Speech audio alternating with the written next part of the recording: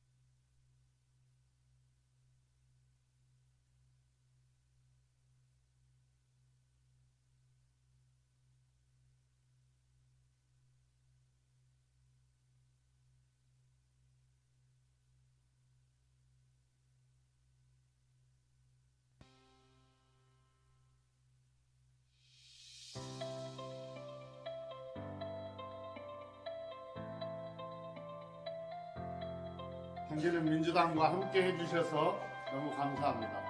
경제는 민주당과 함께 한 시간이 의원님들이나 우리 보좌진 여러분, 우리 언론인 여러분께도 의미 있는 그런 시간이었으면 좋겠고, 의원님께 경제는 민주당이란? 경제는 민주당이란 나에게 활력을 주는 에너지 원이다. 우리 민주당 의원들한테 아주 유익하고 좋은 공부를 많이 시켜주고 있어요. 보물창고? 예, 보물창고. 민생이다. 의정활동의 전부이다. 왜냐하면 정치는 국민의 먹고 사는 문제를 해결해야 되는 의무가 있기 때문에. 화이팅! 경제는 민주당. 화이팅! 지식 충전의 시간. 경제는 민주당은 너에게는 매주 아침 일찍 나올 수 있는 길. 저에게 경제는 민주당은 항상 깨어있게 만들어주는 활력소다. 지식의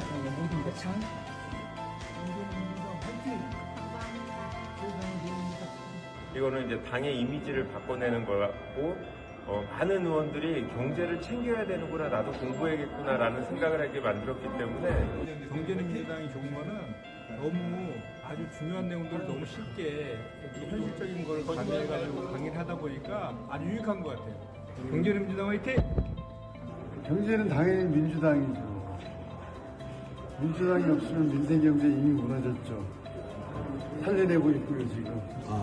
경제를 깨우쳐주고 배우는 학습대장입니다, 저한테는. 민주당의 힘, 중요한 역할을. 의원들의 힘, 경제는 민주당, 이재명 선수가 확실하게 민생경제 책임지고 있습니다. 파이팅! 민주당의 희망, 새로운 대한민국을 만들어가는 디딤돌, 소중한 에너지. 제 삶의 활력소. 경제는 민주당, 화이팅! 넘버원.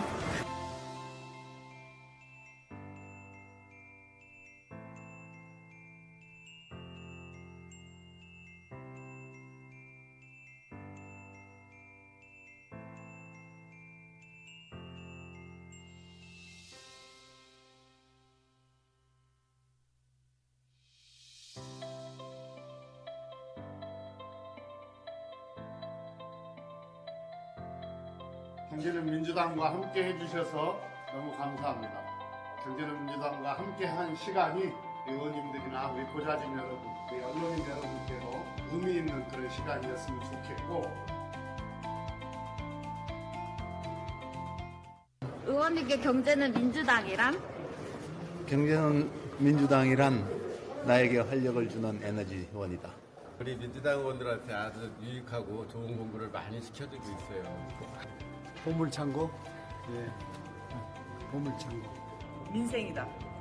의정활동의 전부이다. 왜냐하면 정치는 국민의 먹고 사는 문제를 해결해야 되는 의무가 있기 때문에. 화이팅! 경제는 민주당 화이팅! 지식 충전의 시간. 경제는 민주당은 나에게는 매주 아침 일찍 나올 수 있는 길. 저에게 경제는 민주당은 항상 깨어있게 만들어준 활력소다. 지식의 모든 것은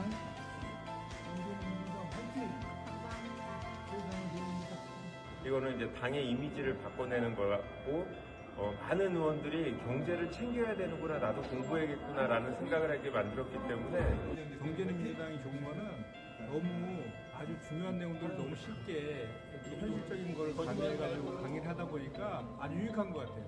경제는 민주당 화이팅! 경제는 당연히 민주당이죠. 민주당이 없으면 민생경제 이미 무너졌죠. 살려내고 있고요, 지금. 경제를 깨우쳐주고 배우는 학습의장입니다. 저한테는.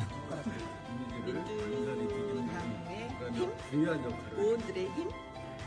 경제는 민주당, 우리 민주당 그 이재명 정부가 확실하게 민생 경제 책임지고 있습니다. 화이팅! 민주당의 희망, 새로운 대한민국을 만들어가는 디딤돌, 소중한 에너지. 제 삶의 활력소. 경제는 민주당 화이팅! 넘버원.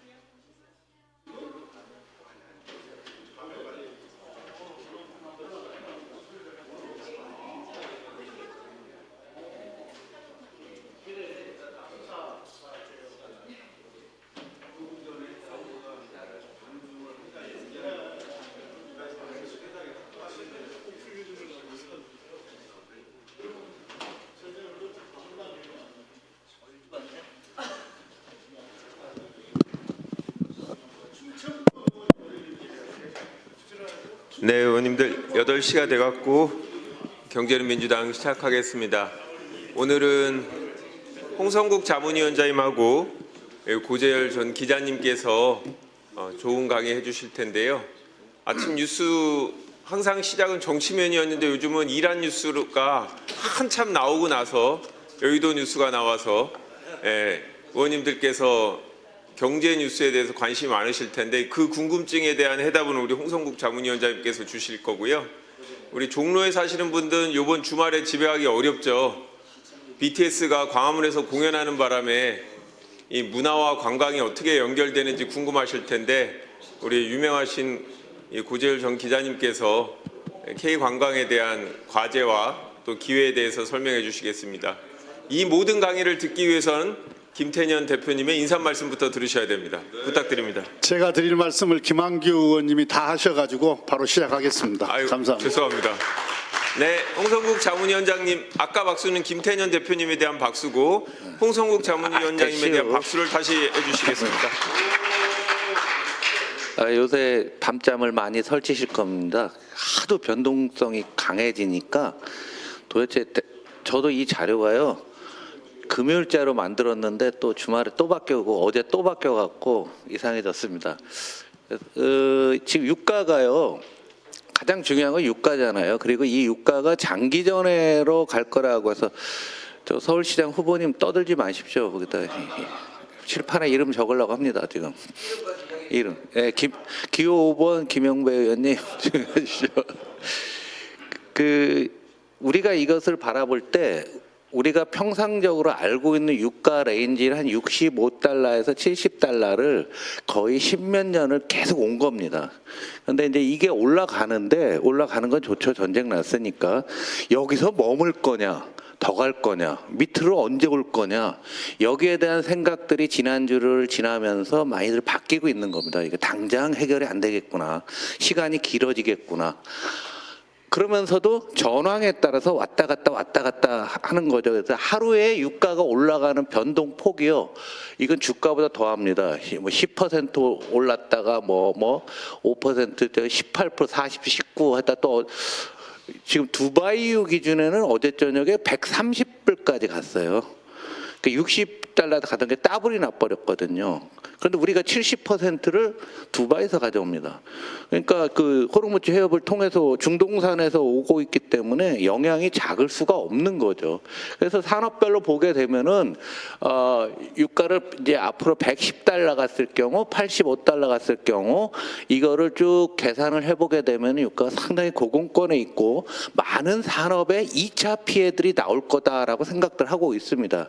그래서 그냥 어디 연구기관에서 이런 전망치가 없는데 제가 찾아보니까 이게 연간이에요. 연간으로 지금부터 평균입니다. 지금은 이제 전쟁 초이니까 막 올라갔다가 있지만 또 이렇게 떨어지겠지만 당장 안 떨어지겠죠. 왜냐하면은 정유 시설과 또 채굴 시설들이 다 폭격을 당했고 그 다음에 중동에서 떠나갔고요. 우리나라까지 오는데 얼마 걸리냐면은 빨리 오면은 21일 걸리고요. 날씨가 나쁘거나 요즘같이 병목 현상, 말라카협에서 병목 현상이 있으면 25일이 걸립니다. 그래서 이게 끌고 와서 울산이나 여수에 딱 내려서 선적하고 하역해 갖고서 석유 제품을 만들어내는 데까지 걸리는 시간은 최소로 잡아서 한 달이든. 그러니까 지금 예를 들어서 130불로 두바이에서 갖고 왔는데 어떻게 풀려서 갖고 오더라도 이것이 정상화되려고 하면 한 달이 걸린다는 얘기죠.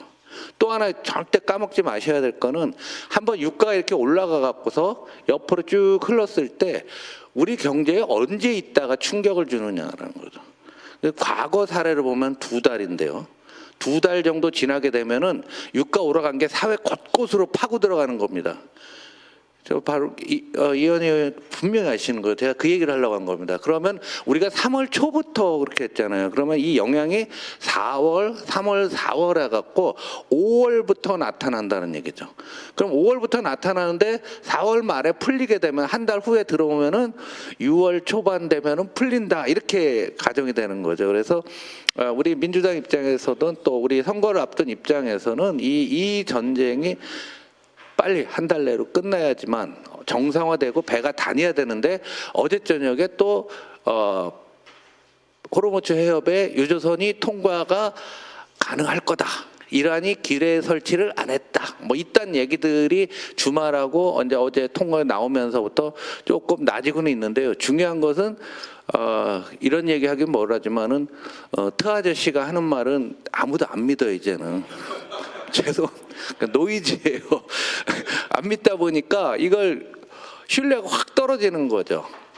그래서 85불이면은 우리나라 GDP가 이건데 작년 기준으로 기업들이 총 비용으로 쓴 게 3,600조, 민간 소비 1,200조, 수출 1,170조인데 85불이 되면 비용이라든가 구매력 감소로 보면 GDP로 36조, 기업 30, 그다음 민간에서 5조 정도 되는데 110불이 되면은 이 금액이 훨씬 더 많이 늘어납니다. 그러니까 이 74조만큼 여기면 36조만큼 우리가 추경하는 명분이 여기에 달려 있는 거죠. 그렇다고 36조만큼 비용이 증가한다고 해갖고 우리가 추경을 36조 할 수는 없는 거잖아요. 그래서 15조에서 20조 한다는 얘기는 약 절반 정도의 금액을 정부가 좀 부담하자라는 금액입니다. 그래서 15조에서 20조 사이가 지금 논의되고 있는 이유는 바로 85불로 계산했을 때 딱 절반 정도 되는 거죠. 그래서 항상 정부가 모든 걸 다 할 수는 없어요. 고통 분담을 해야 되는 그런 상향이죠. 그래서 우리가 석유 제품이 올라가는 것만 보고 있는데요. 우리 흔히 얘기하면 주유소 휘발유값만 보고 있는데 그건 아니다라는 얘기죠. 일단은 금가격은 불안하니까 좀 높은 권에 있고요.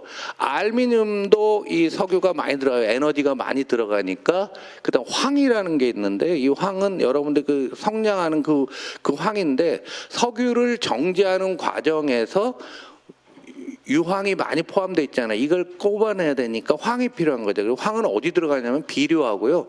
반도체 세정제도 들어갑니다. 반도체에도. 이거 중동에서 여기 보세요. 사우디, 카자흐스탄, 뭐 UAE 이런 데서만 한 16% 정도 생산을 하고 있는 거죠. 이게 못 들어오게 되면은 길어지게 되면은 단가가 굉장히 많이 올라가요. 그러니까 원자재랑 식량은 여러분들이 이렇게 한 2~3%만 모자라도 가격이 폭등을 합니다.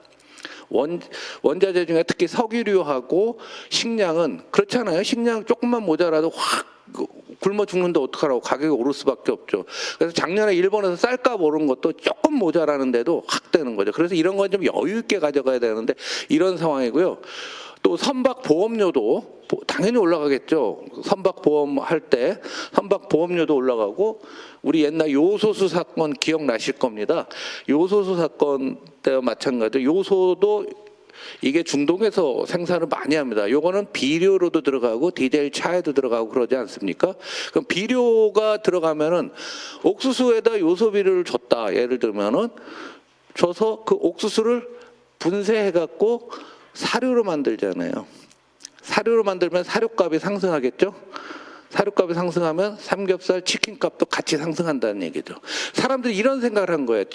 지난주를 통하면서 그 전주에는 무슨 생각을 했냐면 이거 베네수엘라랑 별 차이 없겠지. 금방 끝나겠지. 왜 그렇게 생각했냐면 이란에서 2월 달에 식품 물가가 110% 올랐어요. 2월 달에만. 그 전년 동기에 비해 전체 물가가 한 60% 올라갔으니까 시위가 있었던 거 기억나시죠? 이란에서. 그래서 많이 죽었잖아요. 그러니까 얘들 국내 상황이 너무 안 좋고 그 다음에 환율이 굉장히 안 좋아져서 한 5배 정도 절하됐죠 아마? 네, 정확한 수치는 잘 모르겠는데 환율도 절하되니까 야 이란에서 민중봉기 나는 거 아니야? 그랬더니 역시 먹고 사는 것보다는 종교가 훨씬 더 강하다는 느낌들을 이제 사람들이 배운 거죠. 그래서 요소 가격도 올라가고 있고.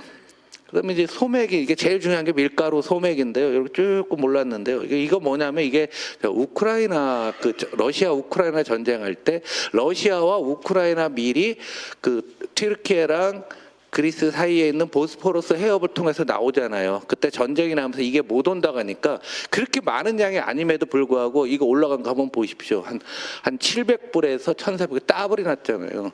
소맥도 어찌 됐건 간에 이런 영향도 있고, 또 하나 우리 얘기 안 하고 있는 것 중에서 올 여름에 엘니뇨가 온다라는 견해들이 굉장히 강해지고 있습니다. 그래서 엘니뇨가 올라가게 되면 소맥에 아주 큰 영향을 주거든요. 밀가루 정도에는. 그래서 이렇게 되면 물가가 정말 많이 올라가는 거 아니겠느냐, 이런 생각들을 하는 거죠. 근데 이제 이번 주가 굉장한 분기점이 되는 거는 그동안 뻥친 거 다 이해했어요. 아, 그렇지, 우리가 잘못 오판했구나, 미국도 준비가 없었구나, 그리고 이 시간은 지구전하는데 오래 버티는 놈이 이길 것 같은데 이란도 만만치 않구나, 이런 생각들 하고, 이번 주에 뭐가 있냐면 선진국에서는, 미국에서는 금리 정책을 또 우리 이번 목요일 날, 한국 시간은 목요일 날 우리가 알 수가 있습니다. 그래서 목요일 날 미국의 금리 정책, 물가, 그리고 중국과 미국의 정상회담이 연기될 것처럼 나오긴 했지만 확정은 안 됐지만 이번 주 중에 어느 정도 가닥을 잡지 않겠습니까?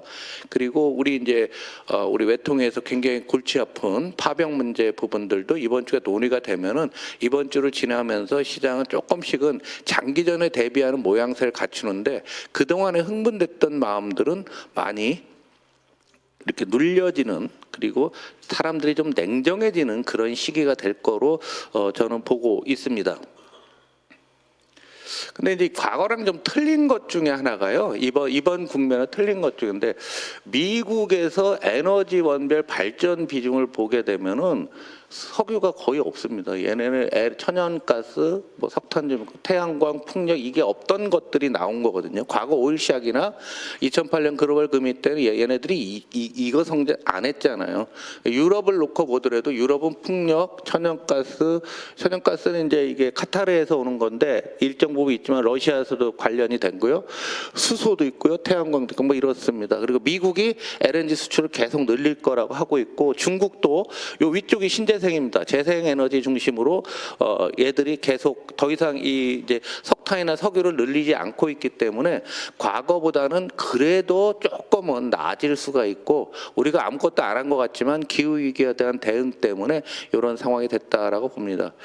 어찌 됐건 여러분들께서 이거 제가 지난번 어포더빌리티라는 용어를 썼어요. 2달 전에 그 뭐냐면 우리가 감내 가능한 물가 수준이라는 용어라고 같이 따라도 한번 해봤죠. 그런데 지금 선거를 앞두고 가장 중요한 것은 물가라는 거 여러분들 너무도 잘 아실 텐데요.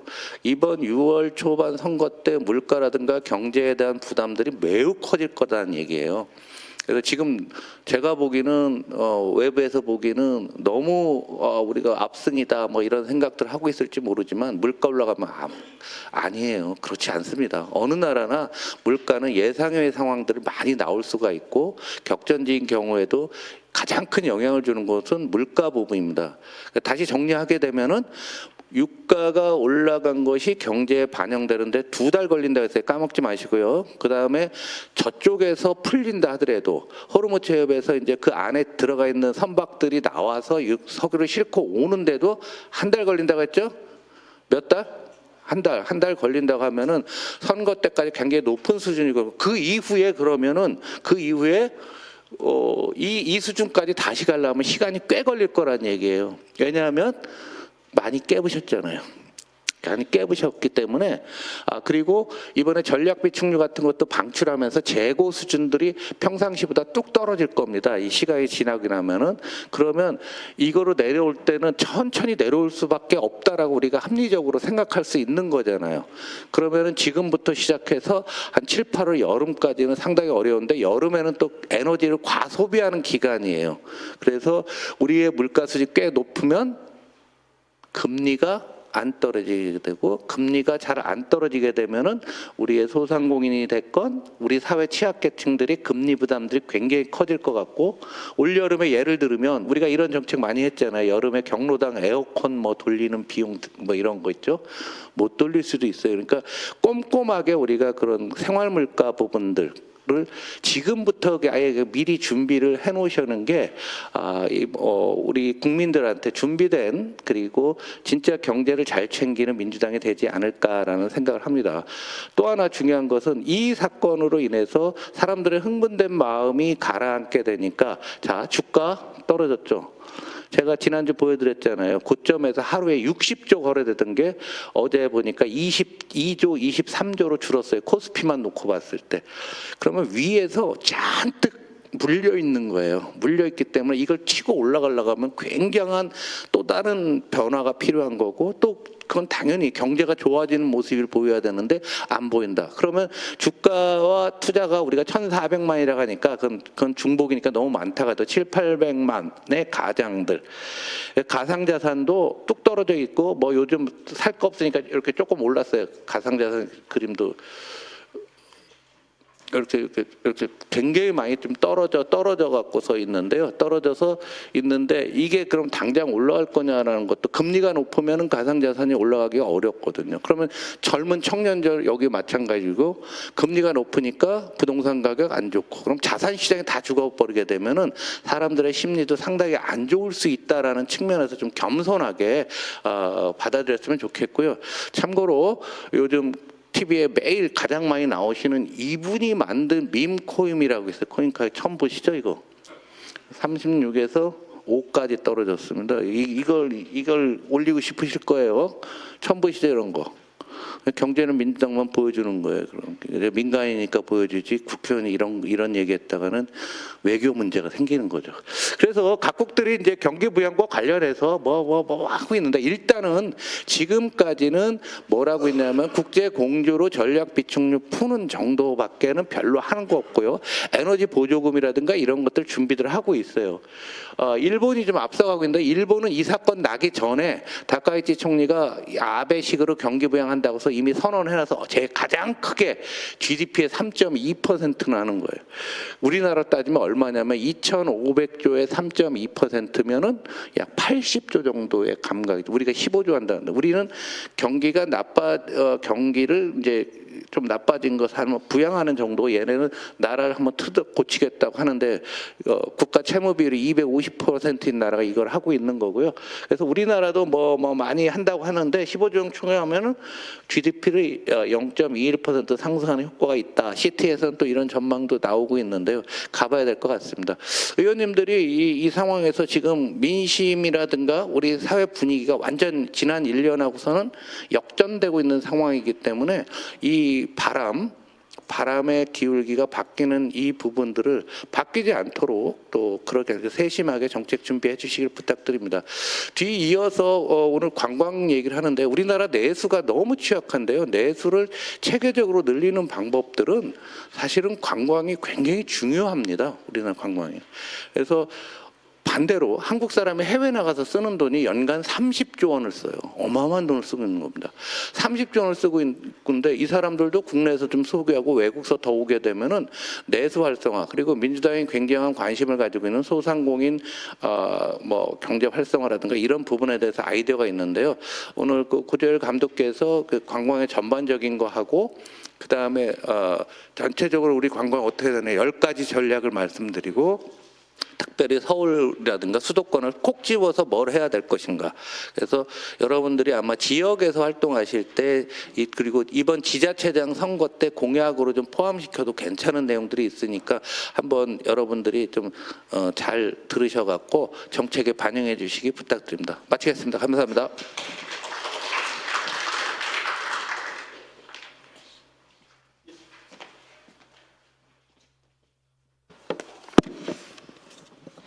네, 흐름을 이어서 스피디하게 오늘 말씀드리도록 하겠습니다. 저는 시사저널과 시사인에서 이 기자 생활을 20년 해서 국회에 와서는 주로 말씀을 듣고 가는 입장이었는데 지금 이제 말씀을 드리러 왔는데, 오늘 제 생각에 제가 이제 평상시에 이 강의를 할 때 한 3시간 정도 이렇게 얘기할 분량을 이 1시간 이내에 좀 축약해서 말씀드리도록 하겠습니다. 제가 이렇게 이제 기자를 마치고 한 2019년에서 2020년 무렵에 이제 여행 클럽을 만들고 여행 감독, 여기 인쇄가 영화 감독으로 잘못했던데 여행 감독인데요. 여행 쪽으로 나섰던 이제 가장 결정적인 이유가 대한민국의 이렇게 세대를 보니까 1차 베이비붐 세대에서 2차 베이비붐 세대까지, 그러니까 1950년대 후반에서 1970년대 초반까지 연간 100만 명 이상 태어나셨어요. 예, 그래서 근데 이 세대가 대한민국의 엄청난 자산 세대인데 이분들을 위한 어떤 여행을 기획하고 개발하면 상당히 수요가 있겠다 해가지고 이제 저는 그분들을 대상으로 이제 여행을 개발하면서 처음에 이제 코로나를 맞이했죠. 그래서 코로나 시기에 해외를 나갈 수 없으니까 그때 이제 국내 여행을 이제 개발하면서 대형 여행사들은 왜 이 국내 여행을 이제 적극적으로 개발하지 않나, 그리고 여러 가지 이렇게 보면서 국내 여행의 어떤 문제나 앞으로 돌파해야 될 게 뭘까, 그런 걸 좀 고민을 해봤습니다. 그리고 이제 이 강연의 계기가 된 거는 이제 대통령 주재 확대 국가 관광 전략회의인데, 이제 그걸 보면서 또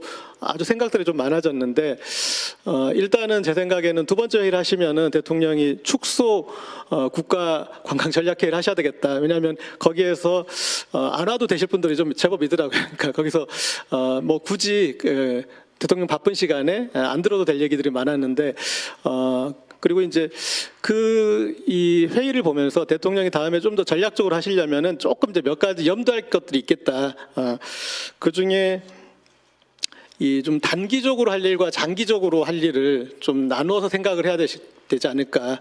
그래서 그럼 어떤 게 단기적이고 어떤 게 장기적이냐. 이거는 이제 가장 심플하게 관광 개발로 생각하면 그건 단기적인 겁니다. 근데 한국이라는 나라가 여행지가 되게 만든다 그러면 그건 이제 장기적인 전략이 되는 거고요. 그리고 관이 할 일과 민간이 할 일을 좀 잘 그거를 과거의 사례를 바탕으로 해서 잘 나누셔야 된다. 예. 지금까지 이게 관광 개발이 우리는 지자체 중심으로 되다 보니까 이 좀 반복적인 좀 문제가 양산되는 부분이 있었습니다. 그래서 관 주도와 민간 주도를 어떻게 나눌 것인가. 그리고 또 하나는 이제 이 브랜딩과 마케팅을 어떻게 나눌 것인가. 보면은 장관부터 관광공사 대표까지 마케팅 전문가를 하셨어요. 그런데 그 마케팅 이전에 브랜딩이 있어야 됩니다. 마케팅은 당장 빨리 이렇게 좀 많이 팔아보겠다라는 이제 그건데, 그 관광이라는 영역은 우리가 지금 올해만 하고 내년만 하고 말 영역이 아니지 않습니까? 그런데 그런 이제 브랜딩에 대한 한국이라는 나라의 이름을 세우는 이제 정명에 대한 좀 고민도 그것도 필요하시지 않을까. 그리고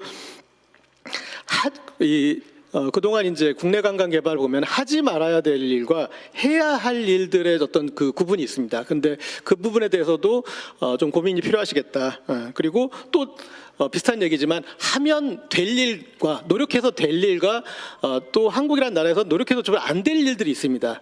외국에선 되더라도 그것에 대해서도 좀 구분이 필요하겠다 생각이 들고, 그리고 이제 관광의 영역에서는 그것 때문에 가는 것들이 있고 간 김에 가서 보는 것들이 있습니다. 이 위상 차이가 상당한데 거기에 대해서 이 한국은 잘 구분을 못 하더라고요.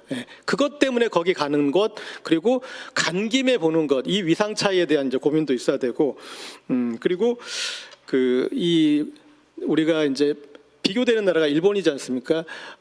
일본 인구가 우리의 거의 2.5배 되는데 해외 여행 계획은 우리가 2배가 많습니다. 그러면은 빈도수로 보면 거의 5배를 더 많이 가는 셈이고요. 한국인이 일본인보다. 그런데 한국으로 오는 여행객과 일본으로 오는 여행객 비교해 보면 일본이 또 2배 이상 많고, 거기에 이제 가장 결정적인 그 관광 이제 이 정책 중에 하나가 내국인 관광 정책이 바로 외국인 관광 정책이다. 일본에서 그러니까 내수가 이제 관광을 끌어올리는 그런 경우인데, 그런 것들도 우리도 좀 염두에 둬야 된다는 거. 그 내수에서 저는 이제 제일 주목하는 세대가 제가 지금 제 여행 클럽의 대상으로 삼았던 그 1차 베이비붐 세대에서 2차 베이비붐 세대 2세대입니다. 근데 이 세대가 지금 어마어마하게 해외여행을 나가고 그 해외여행을 더 비싸게, 점점 더 비싸게 가고 있어요. 그래서 해외여행에 나타나는 양상들을 보면은 가장 이제 돈을 많이 쓰는 여행으로, 비즈니스석을 쓰고 5성급 호텔에 가고 그런 여행일수록 더 빨리 마감됩니다. 그 다음에 여행 기간이 긴 남미나 아프리카나 이런 여행지들이 훨씬 더 빨리 잘 되고 있고, 그렇게 이분들의 소비가 폭발하는데 그분들을 수요를 만족시킬 국내 여행 수요가 없어요. 엄청난 지불의사를 가진 분들이 국내에서, 그러나 일본에는 그게 있습니다. 일본은 지방에 가보시면은 우리가 알고 있는 어떤 그런 이제 레벨의 그 위에서 그냥 그 오지에 무조건 그냥 1박에 100만 원 이상 하는 욕한들이 전국 각지에 숨어 있어요. 그러니까 그 수요를 만들어내는 게 그런 일본의 자산가들이겠죠. 근데 한국에는 그런 것들이 또 이제 없다라는 그런 문제가 있고, 그리고 전 세계에서 한국이 가장 어떤 도시화율이 높은 나라입니다. 그래서 무슨 얘기냐면 도시화가 많이 진행돼서 사람들이 도시가 너무 몸에 밴 국민들이에요. 그래서 우리가 생각하는 유럽이나 일본 국민이나 이런 사람들에 비해서 자연에 대한 내성이 훨씬 더 떨어져요. 그런데 그래서 이 도시화된 사람들에 맞는 어떤 그런 이 여행 개발이 되는데 이것들을 어떻게 이제 활용할지에 대한 그런 고민도 필요하고, 그 다음에 한국이 지난 제가 생각했을 때 하반세기 동안 답이 공전한 관광 개발 그 부분이 숙박입니다. 숙박. 이따가 좀 더 말씀드리겠지만 이 숙박이 저희는 지금까지 우리 사회에서 발전된 모든 숙박의 형식들이 공전했다고 봅니다. 이따가 뭐 펜션, 콘도, 그리고 또 지자체에서 개발한 뭐 캠핑장, 그리고 또 한옥마을 이런 것들이 거의 다 그 앞단계로 가지 못하고 오히려 더 공전했다고 하는데, 그 숙박의 문제를 어떻게 풀 것인가. 대통령이 이 관광 정책 개발하실 때 가장 좀 세부 항목 중에 신경을 써야 된다면 저는 이제 숙박이라고 생각하고, 그리고 또 하나는 이제 관광 정책에 대해서 저는 좀 기존 대책에 대한 대책도 필요하다. 기존의 정책으로 썼던 것들이 지금 이제 짐이 되는 게 많다. 제가 이제 조금 바로 이어서 간다면 좀 이제 그런 정책들을 유기적으로 하기 위해서는 기존의 우리 좀 관광 정책의 문제에 대한 좀 리뷰가 필요하다. 그래서 제가 이렇게 현장을 국내를 이렇게 돌아다니면서 가졌던 어떤 문제 의식들을 이제 가볍게 간략하게 한번 좀 짚어보겠습니다.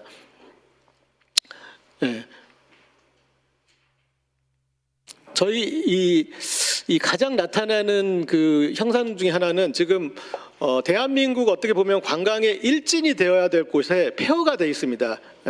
설악산 아래 설악동이나 수안보 뭐 온천단지나 이런 곳들이 가보면은 지금 완전히 흉물스럽게 돼 있어요. 그게 이제 우리 사회의 그 시절에 맞는 관광의 수요를 하다가 사회가 바뀌니까 거기에 설악산은 여전히 설악산이고 수안보는 여전히 수안보지만 사회가 바뀌니까 안 된 거지 않습니까? 그러니까 그 시절에는 우리가 수학여행 위주의 혹은 또 회사 워크숍 위주의 이제 그럼 또 단체 그런 관광 위주로 가다가 그 라이프 사이클이 이렇게 바뀌면서 이제 이게 됐는데, 이게 지금 이제 지자체에서 반복되는 거는 관광 시설들이 이 시설들이 이 시효가 10년 후, 20년 후에도 여전히 유효한가 하는, 그냥 옆 지자체에서 만들고 좀 관광에 몰린다더라 하니까 오는 그 시설 위주로 되고 있던 그런 문제들이 있습니다. 제가 이렇게 꼽아보면은 전국을 한 바퀴 돈 어떤 그런 이제 뭐 집와이어든 스카이워크든 뭐 그런 항목을 제가 한번 꼽아보니까 그냥 가볍게 10개가 넘어가요.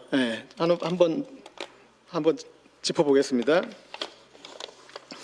일단은 이제 곳곳에 생긴 잔도, 구름다리, 해상 케이블카, 모노레일, 대관람차, 또 루미나리에 지와이어, 루지, 레일바이크, 스카이워크, 그리고 또 최근에 보니까 이제 바다 낚시터 같은, 일단 수십억, 수백억 사업비는 들이는데 그 시설물들은 10년 전에 한 것들 중에 지금도 이렇게 관광 시설로 유효한가 해보면은 벌써 이제 시효가 다 된 그런 시설도 있고, 또 앞으로 몇 년 후에 이렇게 되는 이제 그런 문제가 되는 시설들도 많고, 그 다음에 또 우리의 어떤 이제 바로 그냥 마케팅만 하다 보니까 나타나는 반복적인 문제, 이제는 지자체에서 이것도 좀 약간 문제의식이 생겨서 잘 안 하는 것 같지만 드라마 세트나 영화 세트나 이런 걸로 이렇게 투자를 해서 이렇게 하시면은 그 대중문화는 시효가 짧습니다.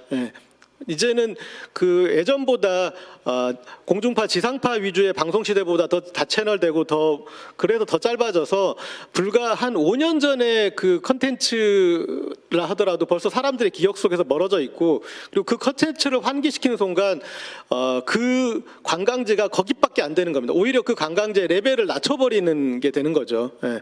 우리가 이 일본의 고급 료칸에 이제 숙박을 레벨을 올릴 때 나타난 현상이 있습니다. 부모 세대에서는 그 지역의 예술품이나 그런 이제 그것들로 해서 그 료칸의 위상을 잡습니다. 그런데 그 이상으로 가려면 100만 원 이상, 1박 100만 원 이상 료칸을 갈 때는 그 예술품에 의존하지 않아요. 그러면은 그 료칸은 그것밖에 안 되는 료칸이 되는 거예요. 그 이상의 것들을 다시 이제 구성해서 보여줘야지 그렇게 되는데, 그렇게 이 대중문화의 그 컨텐츠 이제 과잉 의존하는 거, 상대적으로 제가 이렇게 지켜보면은 우리의 순수예술 장르는 시효가 이렇게 깁니다. 우리도 외국에 갔을 때 어떤 소설이나 어떤 명화의 배경이 간 데는 그건 몇백 년 전 것이지 않습니까? 그래도 거기를 가는데 우리나라는 이제 그런 것들이 좀 잘 안 돼 있다. 그리고 이 숙박에서 보면은 우리는 이제 단체 중심의 숙소가 이렇게 발전해 있고, 그 다음에 이제 취사형 콘도나 펜션이나 이런 것도 발전돼 있고, 뭐 러브호텔도 있고, 또 지자체에서 개발한 뭐 캠핑장, 그 다음에 한옥마을, 이런 것들이 지금 현재의 경쟁력 있는 어떤 그런 유효한 그런 숙소가 아닌 거죠. 예. 근데 일본은 그 료칸이나 이게 발전한 게 에도 시대에 그 번주들의 이제 참근 교대를 통해서 이제 발전한 건데, 그게 지금 몇백 년 동안 유효하게 계속 발전하고 있잖아요. 그래서 숙박이란 거에 대한 우리 고민을 좀 더 깊이 있게 좀 필요하지 않을까 싶고요. 그 다음에 이거는 이제 많이들 지적돼서 이제는 의식을 가지고 계시던데, 그리고 예전에 그 한국관광공사에서 테마십선이라는 이제 그 한 지자체가 아니라 거기를 시퀀스로 묶어내는 그 관광 개발들을 했었는데, 이렇게 지역에 가보면 너무나 요새 이게 지자체들은 행정 단위 위주로 고민을 하고 있어가지고, 그러나 서울에서 혹은 수도권에서 절대적으로 이제 내려가시는 분들은 나는 이번에 가서 영동만 보고 그 옆에 여기는 절대 보지 말아야지, 그렇게 생각하진 않지 않습니까? 그분들이 내려갈 때는 어떤 시퀀스 개념으로 생각하는데, 이거를 그려주는, 그래야지 그 지역 일대를 여행하겠다라는 어떤 하나의 이 무게감이 생기는데, 그런 것들을 좀 만들어주지 못하고 있는 그런 부분들이 있습니다. 그리고 또 이제 최근에 또 이렇게 지자체 가보니까 뭐 축제들 중에 잘 되는 축제는 또 나름 잘 되겠지만 그냥 이제 축제를 위한 축제를 해보는데, 이제 이게 관광정책이란 건 외부자들을 대상으로 해야 되는 거지 않습니까? 외부에 오는 사람들을. 그런데 그 행사를 가보니까 여기는 그냥 이게 군수가 이 국민들한테 인심 쓰고 싶은데 축제라는 이름을 그냥 핑계를 댔구나. 그래서 외부에 오거나 그런 선진들은 별로 관심 없고 그냥 여기 안에서 어르신들을 이번에 그냥 다 대접하고 그냥 그런 것만 하는구나, 그런 것들이 많더라고요. 예. 그래서 이제 그런 이제 이 남발하는 축제 중에서도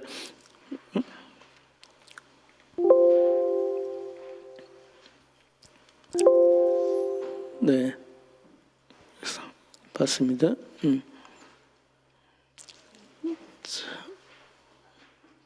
자, 그 다음에 이제 그래서 이제 국가 관광 전략을 좀 세우면서 좀 이제 우리가 많이 좀 이렇게 유념해야 될 부분들을 좀 포인트를 한번 제가 생각을 해봤습니다. 그래서 우리의 어떤 이제 장점이 있고 또 단점이 있고 위기가 있고 기회가 있을 텐데, 그런 면에서 상당한 어떤 기회는 지금 이제 이 여행의 영역에서는 각 어떤 그 세대별의 여행력이 다릅니다. 여행력. 예. 그런 젊은 세대들은 그 여행의 장벽이 있더라도 본인들이 정보를 바탕으로 혹은 이제 노력을 바탕으로 그걸 극복하면서 어디든 여행을 할 수 있고, 그러니까 한국 여행이 불편하더라도 젊은 사람들은 할 수 있습니다. 해외의 청년들은. 그런데 중장년층, 이제 소비력은 더 있지만 그런 사람들은 이게 갖춰지지 않으면 오기가 힘들고, 그다음에 가장 이제 어려운 것들은 가족 단위 여행객입니다. 이제 여행들을 이렇게 쭉 이렇게 기획을 해보면 가장 만족시키기 어려운 것들이 이 가족 단위 여행입니다. 예, 왜냐하면 사람은 자기 자녀가 연루된 문제에서 되게 센서티브하고 냉정해져가지고 그래서 이제 그런데 어쨌든 가장 그 타겟팅이 되는 이 젊은 세대한테 한국은 좋은 이미지를 가지고 있다라는 거, 그리고 이들의 장점은 이제 소비력은 좀 떨어지지만 전파력이 이렇게 압도적이라는 거. 그래서 이 압도적인 전파력을 이렇게 활용하는 이제 그런 방향으로 가야 될 것 같고, 그 다음에 모든 이제 여행지들은 순서가 있습니다. 이제 젊은이들이 청년들이 유행을 만들어 놓으면 거기에 중장년층이나 가족 단위 이제 여행객들 따라오는 그런 것이어서 이게 이제 선행지수가 된다라는 그래서 이제 주목할 필요가 있고, 그 다음에 이제 그 가장 우리한테 호의적인, 전 세계에서 가장 그 호의적인 그 대상은 누구냐? 그럼 세계 각국에 있는 소녀들이라고 생각해요. 이제 밖으로 나가 보면 아직도 이렇게 이제 한국에 대한 이제 어떤 이미지도 좋아지고 인지도도 높아졌지만 남성들은, 젊은 남자들이나 외국인들은 이제 곤니치와나 니하오마가 먼저 나옵니다. 그런데 소녀들은 안녕하세요가 먼저 나와요. 압도적인. 그리고 우리가 얘기하는 거 듣고 이 사람들 한국말 하고 있구나 해가지고 이제 한국말 하는. 그래서 가장 호의적인 이 세대들을 이게 이제 우리의 어떤 관광 정책을 세울 때 중요한 파트너라고 봐야 될 것 같습니다. 네. 그리고 이제 이들은 또 재밌는 것들이 이들을 대상으로 하는 유튜브 컨텐츠나 이런 거 보시면 어느 도시에 가서 꼭 가봐야 할 몇 곳, 꼭 먹어봐야 될 몇 가지, 꼭 해봐야 될 거 뭐 이런 식으로 그런 과제를 주면 하나하나 수행하는 식으로 그렇게 가는 여행들을 이제 많이 합니다. 그래서 이들이 어떤 이제 이들에게 제시를 해서 이 서울 여행에 어느 뭐 부산 여행에 혹은 목포 여수 여행에 프로토콜을 같이 만들어 볼 수 있는 그런 세대죠. 자, 그다음에 이게 이제 이 도시화라는 이 부분을 이제 제가 간단하게 좀 우화로 설명드리면 제가 얼마 전에 이 지리산 둘레길에 좀 이제 청년 예술가들하고 같이 이렇게 여행을 했는데 거기에서 이제 잠깐 쉬는데 이제 계곡에서 바람이 불어와서 이제 되게 시원한데 그렇게 표현을 하더라고요. 계곡 바람이 시원해서 너무 좋다. 에어컨 바람 같다. 그러니까 우리가 잘 때 에어컨 광고를 할 때 무슨 바람이라고 광고했죠? 이거는 자연풍이다라고. 그래서 우리한테는 바람의 이데아가 자연풍인데, 그리고 그걸 따라하는 에어컨이니까 좋은 에어컨인데, 이 세대는 바람의 이데아는 에어컨 바람입니다.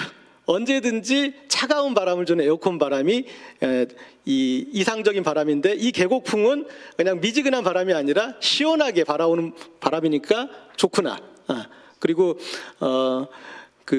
우리 이제 노래 가사에도 흔들리는 꽃들 속에서 네 샴푸 향기를 느껴진 거야.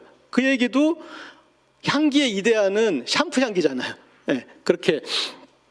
그래서 이제 이 도시라는 게 우리한테 이미 한국인들 특히 제가 다녀보면 전 세계에서 가장 어떤 근데 우리는 스스로는 못 느끼시죠. 이렇게 어렸을 때 자연에서 뛰어놀았기 때문에 우리가 얼마나 도시화됐는지를 잘 모르시는데 전 세계에서 가장 불편한 거를 못 참는 나라 중에 하나가 한국인입니다. 그렇게 우리 이제 도시화가 많이 진행된 세대여서 그래서 어떤 도회적인 것들에 대한 그 도회적인 게 우리한테 주는 편안함이 있습니다. 그래서 지역을 이렇게 개발할 때도 어떻게 도시를 그 자연에 옮길 것인가, 그게 어떤 이제 지금 보면은 가장 이렇게 잘 되는 것 중에 통창을 낸 카페들이 잘 되잖아요. 자연의 카페라는 도시를 가져간 거잖아요. 이렇게. 그래서 우리 한국에서 어떤 관광 개발에서는 도시를 어떻게 가져가느냐가 이제 좀 관건이고, 그 다음에 자, 그 다음에 이제 한국 한국에 오는 외국 관광객들은 다른 나라도 가고 다른 나라의 자연과 역사문화 경관과 인문 경관도 보는데 그때 우리가 뭔가 더 이렇게 차별화해서 이 강인하게 좀 이렇게 인상을 줄 수 있는 게 뭘까 할 때 이제 제가 이제 몇 가지 다시 한번 이렇게 다시 생각을 해봤을 때 해외에 이런 데가 있을까 하는 어떤 그런 관점으로 이렇게 보면은 그리고 실제로 북한산이나 가보시면 외국인 등산하는 사람 어마어마하게 많아진 거 혹시 보셨는지 모르겠습니다. 그렇게 왜냐하면 이렇게 등산하기 좋은 그런 여러 산을 낀 그런 도시가 정말 흔하지 않습니다. 산악 도시가 아닌 도시 중에 이렇게 생각하신 도시 중에 바로 그렇게 대중교통 이용해서 가서 내려와서 점심을 먹고 이렇게 그러니까 하루를 통째로도 아니고 한나절만 써가지고도 그렇게 할 수 있는 곳을 생각해 보시면 잘 떠오르지 않을 겁니다. 그게 또 상당히 재밌는 경험이에요. 이렇게 경험하는 사람들 세계에 완벽하게 산악 도시가 있고 그 다음에 완벽하게 평지 도시가 있고 그렇게 서울처럼 이렇게 그 어프로치가 그러니까 그 트레킹의 어프로치가 좋은 도시가 흔하지 않습니다. 이렇게 큰 도시에서 그것들은 이제 재밌는 경험이고 그 다음에 또 부산처럼 부산의 해운대나 광안리처럼 그렇게 큰 도시에서 이렇게 큰 해변을 끼운 이제 어반 비치라고 저는 이제 부르는데 이 어반 비치가 있는 도시가 이것도 다시 생각해 보시면 거의 없습니다. 이 정도 도시에서 이 정도 사이즈에 우리가 그렇게 있을 것 같지만 깐이나 니스 같은 데 가보면 정말 우리 기준으로는 정말 짠한 이것도 해변이 정말 그래 짠하다 싶을 정도의 그리고 다른 곳들은 중심지로부터는 도심으로부터는 좀 떨어져 있어요. 그런데 해운대처럼 100층 그 빌딩과 이런 데들은 정말 손꼽을 수 있는 곳 그것들이 상당히 어떻게 보면 생경한 경험이거든요. 그리고 이제 이웃 일본만 가도 갯벌이 정말 드뭅니다. 그런데 이제 갯벌이 그러니까 서해안이라는 어떤 바다에서 제가 봤을 때는 이제 갯벌 경험. 그래서 이제 보령 머드 축제도 상당히 외국인들한테 흥미로운 행사가 됐지 않습니까? 그런 갯벌이라는. 그 다음에 또 이 제주에 한라산 같은 산은 어디든지 더 있고 더 높은 산도 있고 더 있겠지만 이런 이제 베이비 볼케이노라고 부를 수 있는 이제 애기 화산들 오름을 이렇게 해볼 수 있는 그 경험 있는 곳도 그렇게 많지는 않습니다. 이제 그런 것들 그리고 이제 이런 나중에 조금 더 이렇게 아이디어로 말씀드리지만 DMZ 같은 경우도 우리한테 이제 계속 예전에는 안보 관광이라는 그런 이제 관점으로 이렇게 봤지만 제가 봤을 때는 지금은 밀리터리의 성지라고 저는 생각합니다. 밀리터리 성지. 세계 어느 나라든 일정 비율의 밀리터리 덕후들이 있고 그들에게 가장 매력적인 어떤 공간인데 그것에 대해서 이제 그런 관점으로는 그 여행지가 이제 개발이 안 된 것 같아서. 자 그리고 이렇게 이제 그 외국 관광객의 행태를 분석을 해보면 거기에서 뭔가 이제 숟가락을 얹어서 뭔가 해볼 수 있는 것들이 좀 있지 않을까 그런 싶었는데 제가 이제 이렇게 늘 보다 보면은 겨울에 제일 이제 그 신기했던 게 고궁 이 다른 계절은 이해가 갑니다. 그러니까 걔네들도 한복 입고 우리의 고궁에서 그렇게 사진 찍어 보는 걸 이해 가는데 너무 추운 겨울에 우리 겨울에 그렇게 추운데 그 한복을 입으면 위에 거의 외투를 입을 수가 없잖아요. 근데 그 바르바르 떨면서도 기어이 그걸 입고 경복궁과 이제 창덕궁 가는 모습을 보면서 그러면은 이 친구들 이렇게까지 성의가 있으면 이걸 가지고 이걸 입은 김에 거기에서 어떤 이 세트처럼 자기들이 봤던 한국 드라마나 사극이나 영화에서 본 그런 세트처럼 편하게 좀 찍을 수 있는 걸 하나 해주면은 이들한테 상당히 어떤 도움이 되겠다 이제 그런 생각을 한번 해봤고 그래서 그런 좀 이제 행태 분석들 하면은 좀 아이디어가 있지 않을까. 그리고 이제 좀 이건 장기적으로 당장은 대중문화 컨텐츠 때문에 한국에 대한 어떤 친화적이고 이렇게 찾는 게 있겠지만 좀 더 한국의 순수예술에 대한 어떤 그걸 같이 경험하게 하는 좀 그런 것들이 좀 필요하지 않을까. 그래서 이 한강 작가 상 수상하고 이렇게 이제 광주에서 소년이 온다 관련된 이제 그런 그 루트를 좀 개발하거나 그런 게 있었는데 그 뒤에 우리 이제 계엄과 이 탄핵 국면이 너무나 강력해서 그런지 그런 것들이 좀 조명받지 못했는데 그런 우리의 순수예술을 가지고 여행 개발하는 그런 영역들도 좀 많이 좀 필요한 것 같습니다. 그 소설가 이청준 선생님 같은 경우에는 고향에 본인의 문학 지도를 이 A4지에 직접 그려두셨어요. 그래서 이게 내 어떤 작품들의 모티브가 되었던 여러 공간들. 그러면 엄청난 어떤 문학기행의 그 어떤 소재가 되는데, 그런데 아무도 이제 그쪽 것들을 이렇게 활용 같은 게 안 되더라고요. 그래서 우리가 지금 이제 이 한류라는 상당히 유력한 인계철선이 있는데 그걸 가지고 좀 더 이 한국이라는 나라에 대해서 더 깊이 있게 경험할 수 있는 그런 이 또 전략도 좀 필요하다 생각이 들었고요. 그래서 그리고 이 이제 중국이나 일본이나 비교해 보면은 우리가 이제 우리가 겪었던 전쟁이나 뭐 그런 여러 가지 경험들이 있어가지고 또 이제 자연 경관에서 보면은 자연 경관의 핵심은 이제 어떤 그 스펙타클인데, 그 스펙타클이 사실은 이제 일본이나 중국에 비해서 조금 스케일이 작은 부분이 있습니다. 그다음에 역사 문화 그런 유적에 대해서는 또 우리는 이제 그런 것들을 거치면서 상당히 많이 파괴돼 가지고 좀 이제 부족한 부분이 있고, 그다음에 이제 어떤 보존의 부분에서 안타까운 부분도 있고, 그런데 우리가 이런 상황에서 어디다 이제 좀 전략적 포인트를 둬야 될지도 한번 좀 생각을 해봤습니다. 그리고 이게 이제 요건 좀 조금 이제 다른 얘기인데, 바가지 요금에 대해서 이제 문제다라고 뭐 대책을 마련하겠다는 얘기, 이게 수십 년 동안 계속 반복되고 공전되는데, 여기에서 그러면 이거는 어떻게 제가 봤을 때는 되게 이렇게 단순한 문제고 분명한 해결점인데 왜 안 되는 거지 하는 그런 생각이 들어요. 우리가 바가지 요금 어디 가서 받아들일 수 있는 경우와 받아들일 수 없는 경우가 있습니다. 전 세계 어디든 바가지 요금이 없는 데는 없다고 생각해요. 그러니까 뭐냐면 성수기와 이 비수기에 동일할 수가 없지 않습니까? 그리고 외국도 성수기 어떤 호텔 요금이나 이런 게 한 4-5배까지 올라가요. 근데 그게 사람들은 성수기니까 받아들일 수가 있어요. 근데 이제 우리가 받아들일 수 없는 경우는 뭐냐면 나만 속은 것 같은 느낌을 우리는 이제 바가지라고 부르는 거잖아요.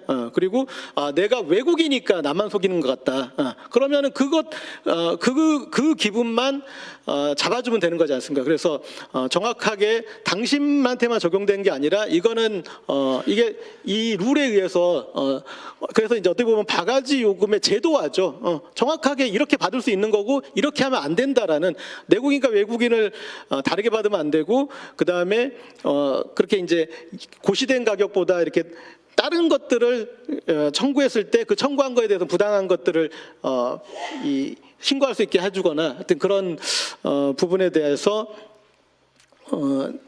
좀 정확히 해주면 좋겠고, 그 다음에 아까 제가 이제 늘 일본과 한국을 비교할 때 전 아까 숙박이라는 기준으로 보자면 일본은 그런 유구한 어떤 이제 숙박 전통이 있고, 그다음에 또 도심에서는 아주 작은 비즈니스 호텔들 상당히 저렴한 가격에 효과적으로 이용할 수 있는, 그래서 이제 한국의 관광객들이 자유여행 갈 때 숙박을 일단 저렴하면서도 역세권에서 해결할 수 있으니까 가는 거잖아요. 그런 식으로 이제 솔루션이 있었는데, 그다음 또 중국이 전 세계에서 가장 숙박이 빨리 발전하고 있는 나라입니다. 그래서 전 세계의 어떤 숙소 중에 모든 발전된 어떤 이 구조가 중국 호텔에 다 들어가 있어요.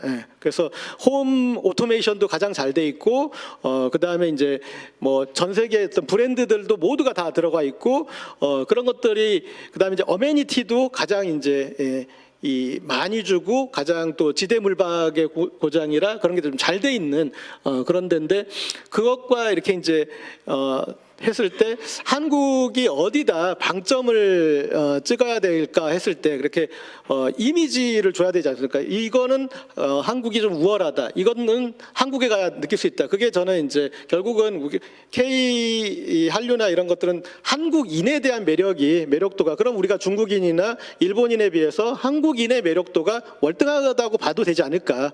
그래서 그 한국인과 같이 경험할 수 있는, 한국인과 같이 같이 그거를 느낄 수 있는 그런 것들이 좀 더 필요하지 않을까. 그거에 비해서는 우리는 그거 좀 개발이 덜 되지 않은 거. 비교할 수 있는 곳이 쿠바라고 저는 생각이 돼요. 쿠바. 예. 쿠바가 물론 스페인 유적이 있지만 아바나를 스페인 유적도 그렇게 잘 보존된 것도 아니고, 그 다음에 세계 어디든 가도 다 볼 수 있는 것들이고, 아바나를 벗어나면 그런 유적지도 그나마 좀 없습니다. 그 다음에 쿠바의 자연경관이, 쿠바에 가서 시그니처 자연경관 어디를 본다, 그거 별로 없어요. 그러니까 이쪽 가면 카리브해가 보이고 이쪽 가면 멕시코만도 보이지만 다른 데 어떤 휴양지나 비해서 그렇게 잘 돼 있는 것도 아닙니다. 근데 쿠바니까, 그냥 쿠바 사람들 거기에 그들이 사는 어떤 그런 긍정적 에너지에 내가 거기에 옆에 이 숟가락을 같이 얹어서 같이 이렇게 있다 온다, 그 경험 자체에 엄청나게 의미를 부여한 거거든요. 그럼 그 다음에 대한 그럼 가니까 역사문화 경관이나 자연 경관이나 이런 것들도 호의적으로 바뀌고, 그래서 제가 이제 쿠바식 해법에 대해서 이제 예를 들 때 쿠바의 레스토랑을 예로 듭니다. 쿠바 레스토랑 가면은 거기 각 장르에 정말 잘하는 뮤지션이든 댄서든 그런 사람이 있어서 공연을 볼 수 있어요. 그래서 이제 그리고 그 사람들 입장에서도 거기서 일하는 게 가장 수익이 좋으니까 이제 대형 레스토랑에서 이제 공연을 합니다. 근데 어느 날 그런 공연이 없는 이제 레스토랑에서 식사를 하는데 그때 문득 깨달았어요. 뭐냐면 그동안 나는 레스토랑에 가서 공연을 본다고 생각했는데 공연을 보는 곳에 가서 배도 채우고 다녔구나. 쿠바 음식은 되게 맛이 없었구나. 맛이 없다기보다는 이게 이제 수출입이 안 되니까 조미료가 별로 없으니까 그냥 맨날 돼지고기, 소고기, 닭고기만 번갈아 가면서 그것도 그냥 굽는 거 이제 끝이었는데, 근데 그거에 대해서 내가 신경 쓰거나 음식이 어떠니 그런 생각을 할 필요가 없었던 거죠. 여기에서 이번에는 재즈구나, 이번에는 이제 살사구나, 이제 그런 걸 하면서 그래서 이게 우리가 이 관광지를 어떤 비교 분석하기 위해 다니는 건 아니고, 자기가 좋았던 거 그런 것들을 경험적으로 가져가기 위한 거니까 그런 것들한테는 우리한테 줄 게 충분히 그렇게 있고, 이미 그것을 기대하고도 올 수 있구나. 그 사람들은 사실 관광과 여행의 영역은 제가 생각했을 때 설득의 영역은 아니거든요. 그러니까 마케팅 영역이 제가 생각할 때는 아니에요. 왜냐하면 그 사람 안에 어떤 그런 판타지나 그 사람 안에 그런 심상이 있지 않으면 그걸 설득해서 그걸 해서 올만한 곳입니다 해서 설득이 돼서 오는 사람은 저는 없다고 봐요. 그 안에 이미 그걸 심어줘야 되는데 우리는 그거를 심어준 그런 나라라는 것. 자, 그리고 그래서 이제 제가 이렇게 좀 다니면서 저는 제 여행 클럽 멤버들하고 이제 좀 제가 외국 이렇게 일정이 없을 때 그때 한국 일정을 잡습니다. 그래서 이제 왜냐하면 조금 딴 얘기지만 재벌 1세들은 인간 문화재들을 키워줬거든요.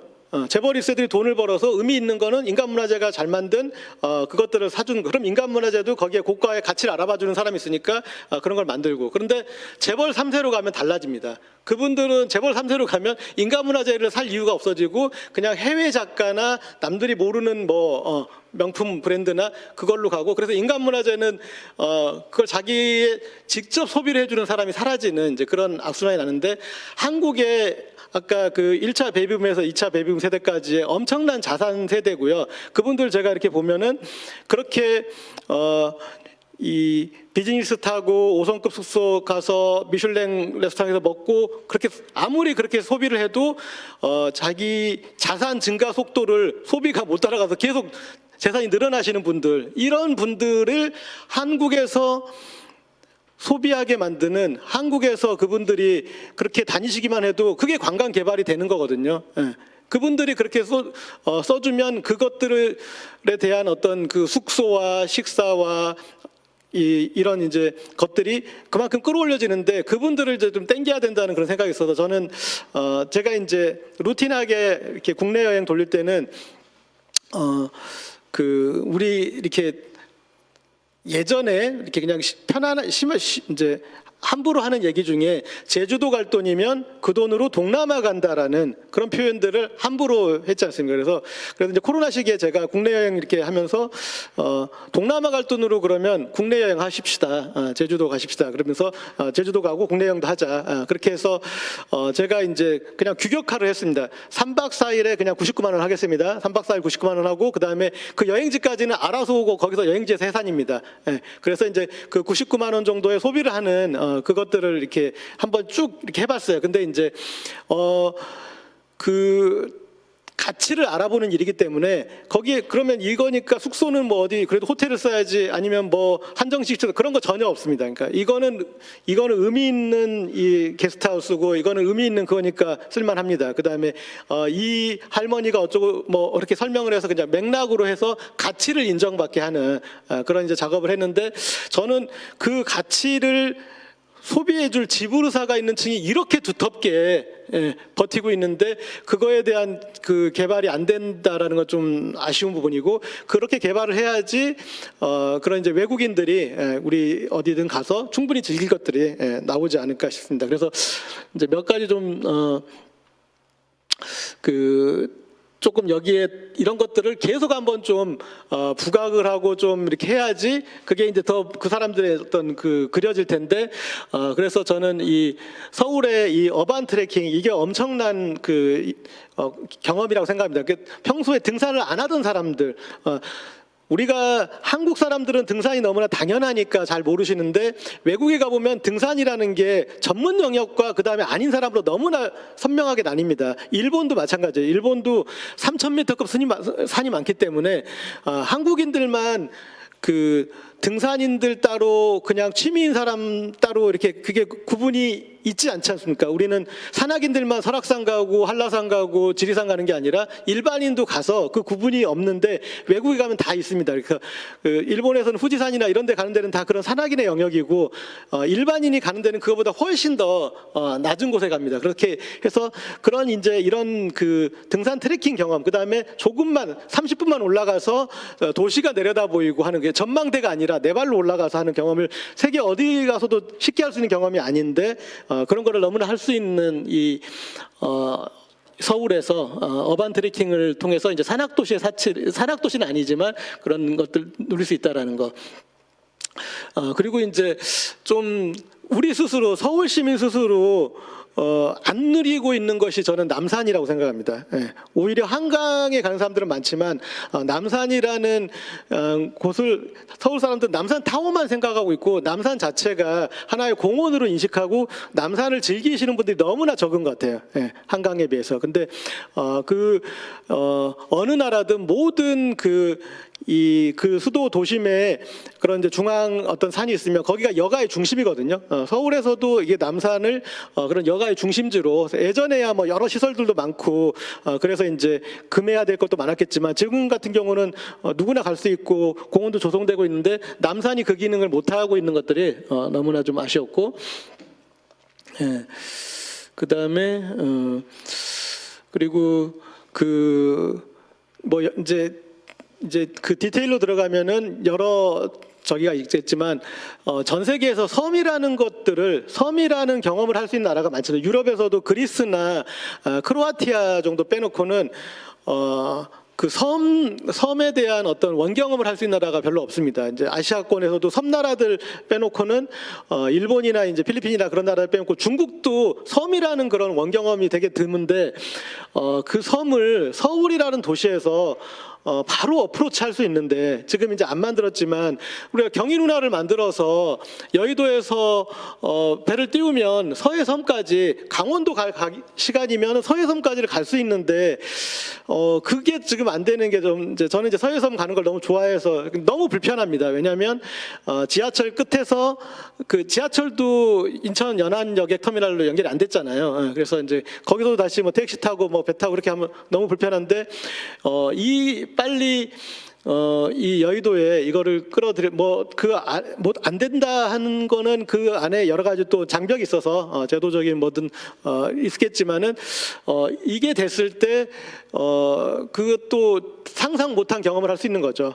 그 서울에서 바로 2-3시간 안에 그런 이제 섬을 경험할 수 있다는 거. 이거를 제가 가능성을 읽었던 거는 서해섬 중에 조금 그래도 이렇게 이제 게스트하우스 스타일로 이렇게 좀 돼 있는 곳. 그 다음에 주인이 조금 이렇게 영어를 받아줄 수 있는 곳에서는 알아서 이 외국인들이 찾아가더라고요. 예, 덕적도 같은 데는 이제 그런 걸 보면서 아 이들한테는 이게 또 이 섬이라는 자원이 그 다음에 멀리 있으면 그렇지만 이렇게 쉽게 갈 수 있다면 얼마든지 서울의 체류 시기를 더 늘려줄 수 있겠다 생각이 들었고요. 그리고 이 세계에서 이 이제 해안이 발달한 도시 중에 이 정도 사이즈의 이제 도시가 되는 그리고 이게 없는데 이런 것들을 통해서 이제 여러 행사나 뭐나 해서 이 상당히 이 그런 어떤 그 이미지 메이킹을 할 수 있는 곳이 이런 이제 부산 같은 곳에 이제 어반비치 아닐까. 이제 동해에도 또 있고 그래서 외국에 이제 그 해변들을 좀 주의 깊게 봤을 때 이 정도 되면은 너무나 큰 경쟁력 아닌가 하는 곳은 제가 이제 자연경관에서 이제 이런 곳이라고 생각합니다. 아까 얘기했듯이 이제 이 갯벌이라는 그 공간을 이제 이 어떻게 어필하고 그렇게 이제 좀 가보는 그런 게 필요할까 할 때 그리고 그 다음에 이제 이 여행에서 체류 시간을 어떻게 늘릴까 하는 것들이 이제 상당히 어떤 그 과제인데 이때 이제 어떤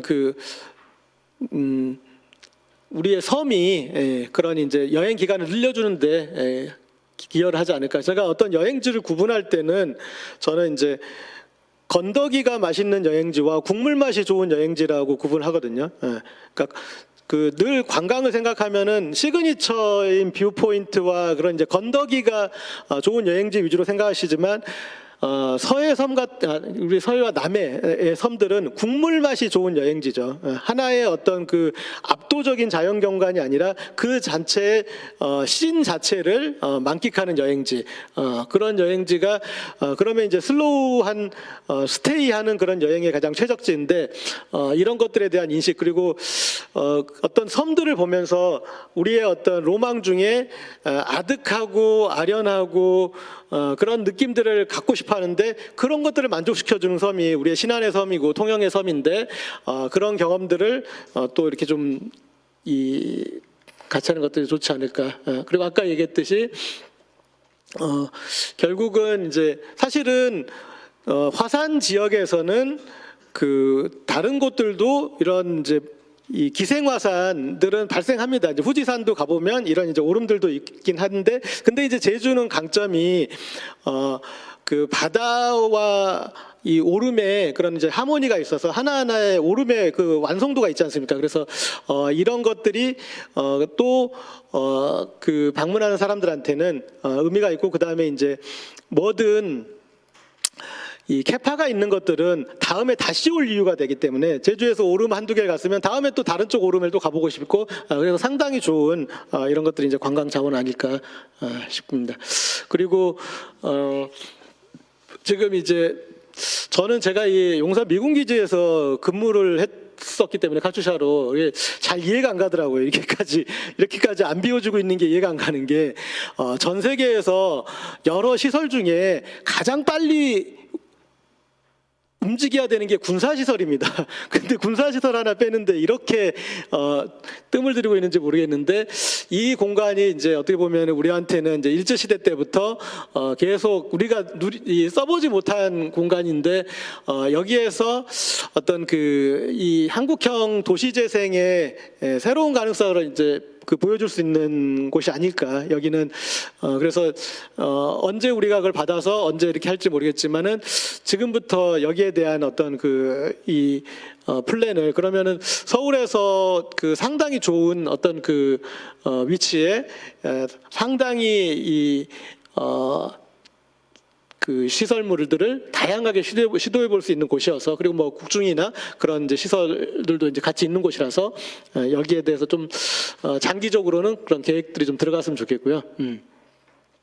그 다음에 이제 제가 이제 한국 관광의 사람과 어울리는 이 묘미에 이게 이제 남도 관광을 저는 이제 제 여행 클럽에서는 제가 주기적으로 하고 있습니다. 왜냐하면 제가 한번 이제 보니까 코로나 때 외국에 못 가니까 한국 여행을 해보자. 그럼 첫 번째 고려하는 데는 1순위는 어디겠습니까?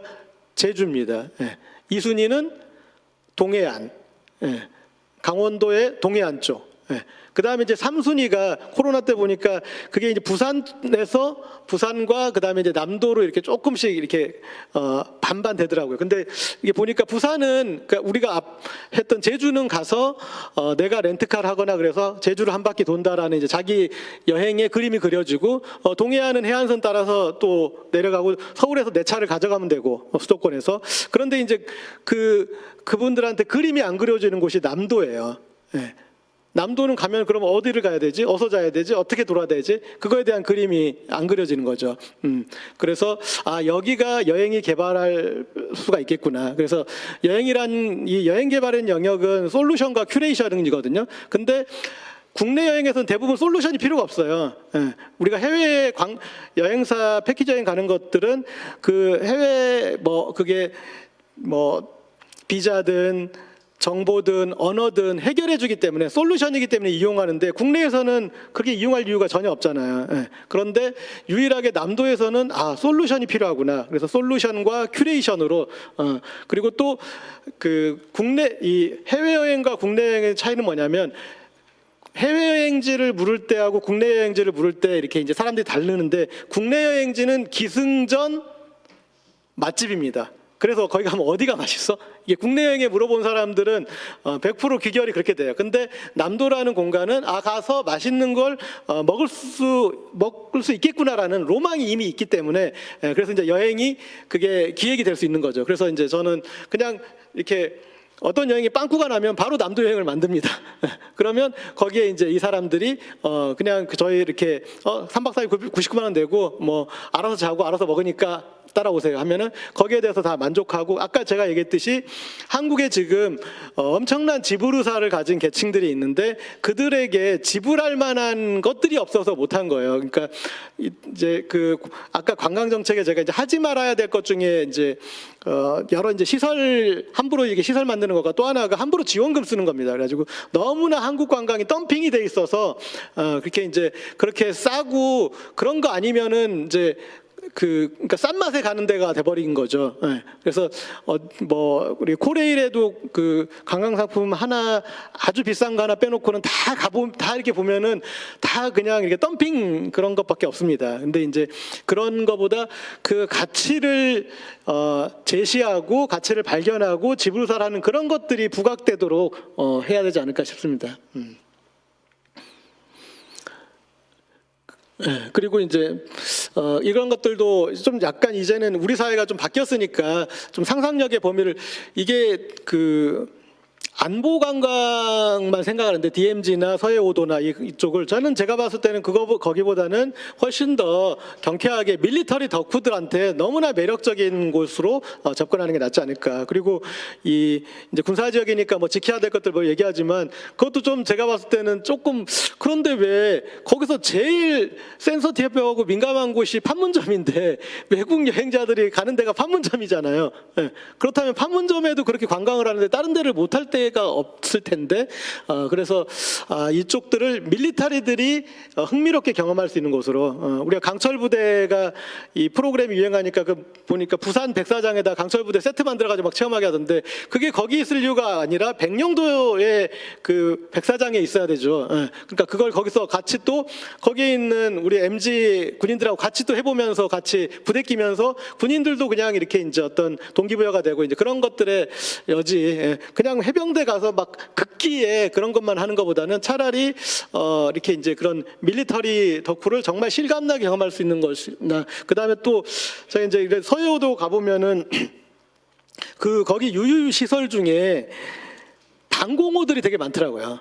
그러니까 방공호를 보니까 예전에 쓰는 방공호를 그게 이제 다시 리모델링해서 쓰는 방식이 아니라, 이게 예산이 오니까 예전 방공호는 그대로 버려버리고 여기에 새로 방공을 만들고, 그다음 10년 단위로 또 새로 만드니까 마을에 빈 방공호들이 많더라고요. 그리고 이제 방공호라는 것은 피난 시설이기 때문에 안에 공조 시설이 잘 돼 있잖아요. 그래가지고 그 안에가 상당히 잘 돼 있는데 너무나 외지니까 여기서 뭐 하다못해 와인이라도 보관이 더 좋을 것 같은데 않는데, 그 밀리터리 덕후들이 야 이게 방공호고 여기서 숙박해야 돼 그러면은 걔네들은 오히려 더 좋아하겠다. 여기 이거를 숙소보다는 여기를 선택하겠다. 그리고 방공호라는 거 다 화장실이나 뭐나 다 돼 있으니까 그래도 걔네 쓸 수 있잖아. 그래가지고 그럼 얘네들한테는 오히려 이게 더 장점이겠네. 굳이 뭐 이렇게 하는 것보다. 하여튼 그런 식으로 이렇게 한번 하면은 이 한국에 그래도 기회가 있다라는 게 여러 관광에 불편한 점이 있지만 젊은 세대, 외국도 마찬가지고 우리도 마찬가지고 그들이 배리어를 잘 극복하면서 그것들을 만들어내고 발견해내주는 겁니다.